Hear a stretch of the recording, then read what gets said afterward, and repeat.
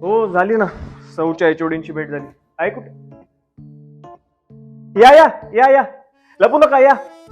Mummy पप्पांना पण तुमचे प्रताप कळू दे. या. काय झालं?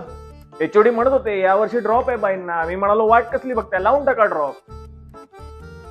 फक्त 25% अटेंडन्स आहे मॅडमचा. एकही प्रोजेक्ट सबमिट केलेला नाहीये. एक्झाम पण जेमतेमच दिलेली आहे. कॉलेजच्या नावाखाली फक्त एकांकिका आणि काय ते कल्चरल इव्हेंट एवढंच सुरू आहे, बाकी काही नाही सुरू आहे.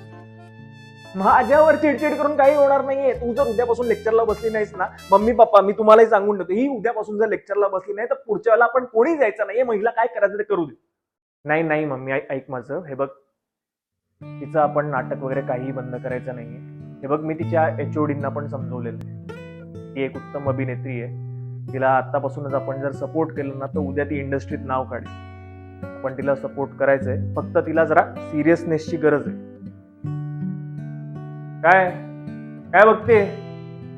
या वर्षीचा बेस्ट ऍक्ट्रेसचा अवॉर्ड नाही मिळाला तर बघ, पुढे कोणी सपोर्ट नाही करणार आम्ही तुला.